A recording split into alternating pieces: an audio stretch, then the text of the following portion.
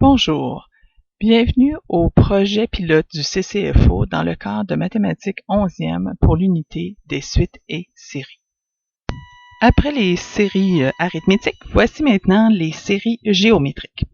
Donc, évidemment, on va partir cette fois-ci de notre suite géométrique pour additionner les éléments de celle-ci pour arriver à la somme totale. Donc, on va prendre la suite géométrique suivante qui est énoncée 2, 6, 18, 54, 162, 486 et lorsqu'on les met tout ensemble, on obtient la somme de 728.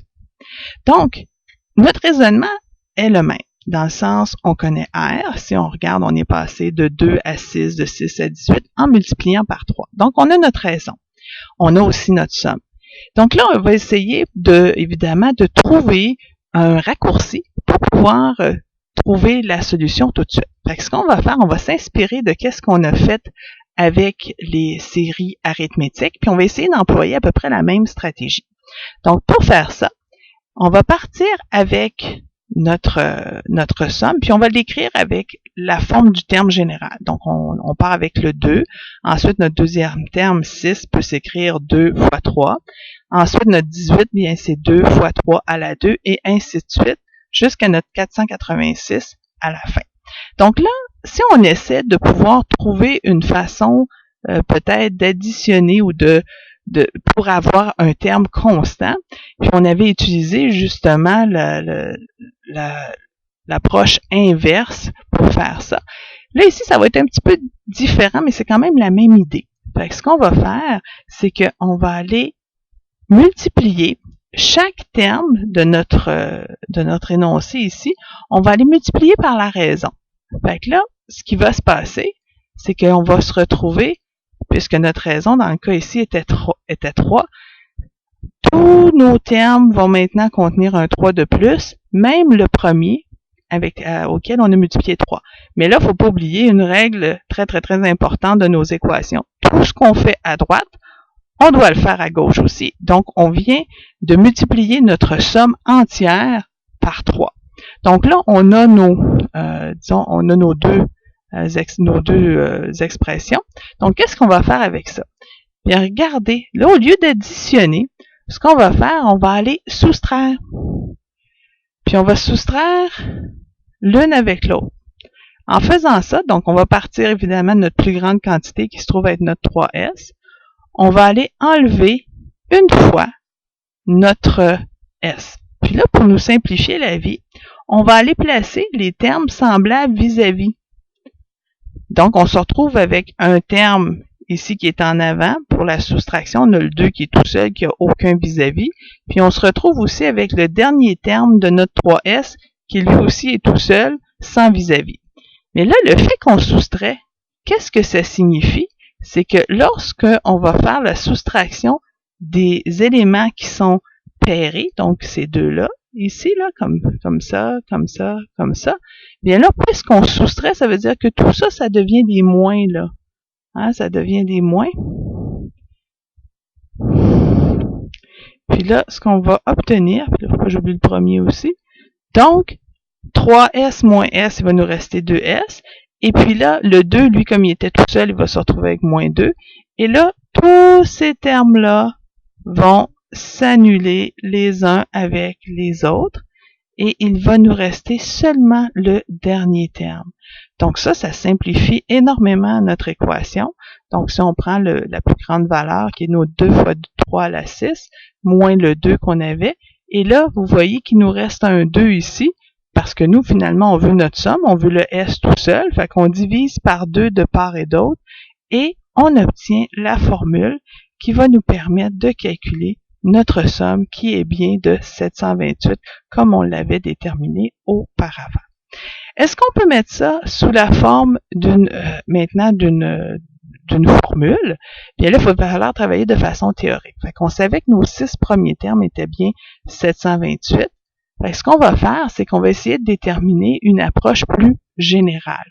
Fait que ce qu'on va faire, c'est qu'on va réécrire notre somme comme étant A, AR, AR à la 2, AR à la 3, et ainsi de suite. Puis ça, ici, on retrouve justement le ARN-1 qui se trouve être la formule du terme général pour notre suite géométrique. Donc, on va faire la même opération qu'on a faite, ce qui veut dire on avait multiplié par la raison de part et d'autre. Fait qu'en multipliant par la raison de part et d'autre, on se retrouve avec notre énoncé RSN avec, évidemment, chaque terme auquel on a multiplié R. Puis là, ici, à la fin, c'est que quand on va multiplier R, ça veut dire quand on va faire justement A, R, N-1, puis on va multiplier par R, c'est sous-entendu que R est égal à 1. Puis là, si on se fie justement à la loi de nos exposants, puisqu'on a la même base, on peut additionner nos exposants. Et là, vous voyez que le moins 1, 1, ils vont s'annuler. Et c'est pour ça que notre dernier terme ici devient le A à la R, AR à la N. Puis là, on va faire comme on a fait tout à l'heure, on va soustraire l'un de l'autre. Puis en soustrayant l'un de l'autre, on va retrouver la même distribution qu'on avait tantôt, ce qui veut dire notre dernier terme ici, puis là, en fait, c'est un plus là, qui va là. OK, pour le dernier terme ici, c'est un plus. Donc, on va avoir notre dernier terme qui est tout seul, puis on a notre A aussi qui se retrouve tout seul parce que lui non plus n'a pas de vis-à-vis. Donc, on va soustraire. Puis, on va avoir notre premier terme et notre dernier qui se retrouvent seuls parce que, en effet, tous les termes correspondants se sont annulés le long du chemin. On arrive avec une expression comme suit et on peut isoler notre SN. Mais là, cette fois-ci, ce qu'on va faire, c'est qu'on va factoriser le SN qui est juste parce qu'on n'a pas sa valeur comme tout à l'heure, donc on doit y aller de façon algébrique. Fait qu'on va le factoriser, fait que ça nous permet de le mettre en évidence. Et ce qui nous reste devient le facteur par lequel on va diviser à droite et à gauche. Et là, à ce moment-là, ça nous permet d'avoir notre formule générale pour la somme d'une suite géométrique. Évidemment, il faut faire attention. Le R ne pourra pas être égal à 1 parce qu'à ce moment-là, on arriverait dans une situation inadmissible car 1 moins 1 nous donnerait 0 au dénominateur. Donc, voici la formule générale pour nos sommes géométriques avec laquelle on va pouvoir travailler. Donc, sans plus tarder, on va passer à notre premier exemple. Donc, ici, on nous demande de trouver la somme des 6 termes qui est générée par la suite ici. Donc, évidemment, on doit repérer notre A, parce que c'est ça qu'on a besoin. Puis là, on a remarqué que notre raison ici était fois 3, donc 3. Puis si on parle de la nouvelle formule que l'on vient de découvrir, on a 1 moins R à la N divisé par 1 moins R. Fait qu'on va juste aller remplacer les valeurs qu'on a identifiées. Donc, on a notre 6 avec le 1 moins R à la 6 divisé par 1 moins 3.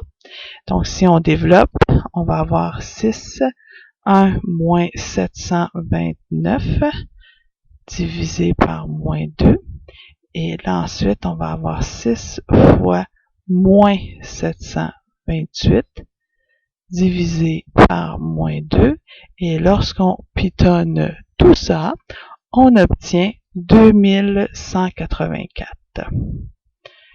Donc ça devient la somme. Puis là, en fait, la somme qu'on a définie, c'était les 6 termes. Donc, voici la réponse à la question. Maintenant, évidemment, les problèmes peuvent devenir de plus en plus complexes et avoir plus d'une étape. Fait que pour ce faire, ce qu'on va faire, c'est qu'on va regarder ce qu'il nous demande, déterminer la somme de la série qui est générée de 4 plus 12, 36 jusqu'au terme 2916. Donc là, ici, on veut la somme de cette suite-là, mais malheureusement, on ne connaît pas le nombre de termes. Mais ce que l'on peut faire, c'est qu'à partir de notre formule du terme général pour les suites géométriques, on va avoir justement donc n-1. Puisqu'on cherche le n, on va aller mettre l'information qu'on connaît. Donc, on sait que c'est le dernier terme, donc qui est 2916, qui est égal à A, notre premier terme qu'on connaît, qui est 4. La raison, bien là, si on regarde qu'est-ce qu'on a fait pour passer de l'un à l'autre, on a fait x3 fois 3, donc on sait que R est encore égal à 3. Donc, on va avoir le 3 à la n moins 1. Et là, on va diviser justement notre 2916 par 4, qui va nous donner 729, qui est égal à 3 à la n moins 1. Là, ici, on se retrouve dans une situation où on a une expression exponentielle. Et pour pouvoir résoudre, bien, il faudrait transformer notre 729 en base 3. Pour faire ça, bien, on l'a déjà calculé un petit peu plus tôt, puis on sait que 3 à la 6 nous donne 729, donc 3 à la n, et qu'une fois qu'on a justement les bases semblables, on peut mettre nos exposants égales entre eux, ce qui nous permet de dire que notre n est égal à 7. Donc là, on sait il y a combien de termes dans cette suite-là. Fait que là, ce qui nous reste à déterminer maintenant, c'est la somme en tant que telle. Fait qu'on va prendre notre formule générale. Donc, on cherche maintenant la somme S7. Notre premier terme était 4. 1 moins notre raison qui est 3 à la 7 parce qu'on a 7 termes dans cette suite-là. 1 moins 3. Donc là, ici, on va y arriver. Donc, on va avoir le 4 multiplié par 1 moins 2187. 2187. Et ensuite, on a moins 2. Fait qu'ici, on va arriver avec 4 fois moins 2186 sur moins 2. Et puis là, si on pitonne tout ça, ce que ça va nous donner, ça va être 4000, donc 4374. 3374. Donc ça, c'est la somme des 7 termes qui constituent la suite géométrique mentionnée. Exemple suivant. Oh, on a des fractions. On n'aime pas les fractions, mais c'est pas grave. On devrait être capable de pouvoir y arriver quand même. Ici, bien évidemment, on est dans la même situation que le numéro précédent, mais la difficulté réside du fait qu'on a des fractions. Mais si on suit la même méthode, on devrait y arriver. Donc là, on ne connaît pas le nombre de termes, fait qu'on devrait être en mesure de pouvoir le déterminer en utilisant la formule générale, donc le ARN-1. Puis là, pour faire ça, on va aller, donc la valeur finale qu'on a trouvée, c'est 5/64. La valeur initiale, c'est 10. R, bien, on a le R. Donc le R, quand on regarde ce qui s'est passé, on est passé d'une valeur à l'autre, donc on est passé de là à là. C'est comme si on avait multiplié par une demi, ou si vous préférez, divisé par 2. Donc le R ici est une demi. Donc on a notre demi à la n-1. Et là, on divise par 10. Là, je vais vous montrer qu'il faut faire des fois attention si on fait juste pitonner, parce qu'ici, on a besoin de ne pas perdre de vue notre demi, parce que, évidemment, comme on est dans une situation avec des expressions exponentielles, il va falloir retrouver une base d'une demi quelque part. Donc là, dans un premier temps, vous voyez que le 5 et le 10 vont simplifier, puis ça va devenir 2, puis là, il va y avoir 2 fois 64. On va arriver à 1 sur 128, qui est égal à une demi n-1. Le 128, on peut l'écrire comme étant une demi à la 7, et là, une demi à la n-1. Puis là, à ce moment-là, on va pouvoir dire que nos exposants sont égaux entre eux, donc 7 est égal à n-1. Conclusion ici, n va être égal à 8. Donc maintenant, il nous reste juste à utiliser la formule de la somme. Fait que la somme des 8 termes de cette série-là. On commence avec A qui est 10. Ensuite, on va faire 1 moins, mais ici, ça va être une demi. Puis ça, c'est à la 8. Puis, on divise par 1 moins une demi. Donc, ce qui va se passer, c'est que là, on va avoir, si on fait le calcul, donc on va avoir le 0.5 qui est à la 8, qui va nous donner un très très gros chiffre. Donc, s'il est négatif plus 1 égale fois 10, je vais juste vous donner l'intermédiaire, puis là, l'intermédiaire, il s'énonce comme ça, c'est 9,9609,09375, tout ça sur 0.5. Et lorsque on va diviser par 0.5, on va obtenir la somme de... Puis là, j'ai fait exprès pour garder beaucoup de chiffres après la virgule, parce qu'ici, on est encore capable d'être précis, parce qu'on parle ici de 5/64e, puis là, bon, évidemment, c'est rendu au 6e chiffre après la virgule, mais c'est encore assez précis. Donc ça, c'est la somme de nos 8 termes qui constituaient la série qui nous avait été donnée. Maintenant, exemple 4. Il va y arriver aussi qu'on va avoir des problèmes de mots appliqués aux séries géométriques. Donc, qu'est-ce qui est important, c'est de bien comprendre la situation. Fait que la meilleure chose, c'est de faire un genre de schéma pour représenter la situation. Donc, lorsqu'on lit le problème, on se rend compte qu'on doit lâcher une balle d'une hauteur de 10 mètres, puis ensuite, à chaque rebond, elle remonte à 5/8 de sa hauteur précédente. On veut déterminer la somme des distances qu'elle a parcourues lorsqu'elle touche le sol à son 3e rebond. Donc là, on va se faire un genre de schéma, là, puis on va dire, OK, notre balle, elle part d'ici. Donc là, elle va, tomber jusqu'ici. Donc là, ça, c'est notre première chute.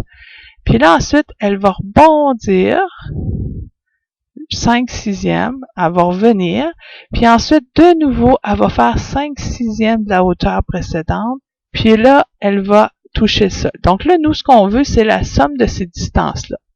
Donc, évidemment, il y a la distance de chute, donc la première, qui serait D1. Là, on remonte. On va remonter comme ça. Fait qu'on va l'appeler N1, puis ensuite, là, elle va descendre. Là, ici, descente, fait qu'on va l'appeler D2. Elle va remonter. Donc, ça, c'est rendu N2, parce que c'est sa deuxième remontée. Puis ensuite, la dernière descente dans le scénario qui nous intéresse, ça va être D3.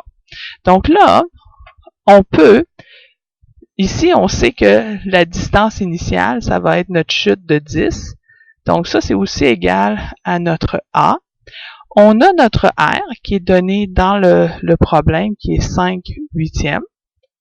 Puis là, on sait qu'on va faire 1, 2, 3 descentes. Donc, on va commencer par calculer la somme des descentes, puis ensuite, on pourra calculer la somme des montées, puis on pourra mettre ça ensemble. Fait que si on commence avec la somme des descentes, donc on va dire S, on a encore notre formule générale qu'il ne faut pas perdre de vue, là, donc on a le A, 1 moins R à la N sur 1 moins R. Là, nous, on a décidé de calculer S3, donc 10, 1 moins, là ici, c'est 5/8 qui est notre fraction, puis ça va être à la 3. Tout ça sur 1 moins 5/8. Donc là, on calcule ceci. Ça va nous donner 10 avec 1 moins, puis là, ça va être 125 512e. Puis tout ça divisé par 3/8, qui nous donne, lorsqu'on pitonne tout ça, environ 20,16. Puis il nous demandait là, dans la question là, être au dixième près. C'est pour ça qu'on va aller dire 20,16 cm. OK. Excusez, c'était des mètres. Ça se peut pas. C'était des mètres. On va juste effacer ça, là. Donc, OK. On nous demandait des mètres. Donc, on va mettre mètres. Donc, ça, c'était la somme pour les descentes. Fait que là, maintenant, il faut voir notre N1, en fait, là. Le N1, c'est en fait 5/8 de 10. Fait qu'on peut poser notre N1 comme étant 10 fois 5/8. Puis là, si on regarde le N2, ben le N2, c'est 5/10 du N1. Fait qu'on peut dire que c'est 10 5/8 à la 2. Donc, lorsqu'on met ça ensemble, donc si on fait N1 plus N2, ça va être égal à notre 10 5/8 plus 10 fois 5/8 à la 2, qui va être en fait 25 quarts plus 125 32e. On met sur un dénominateur commun, puis on arrive environ à 10,16 mètres. Fait que la distance totale parcourue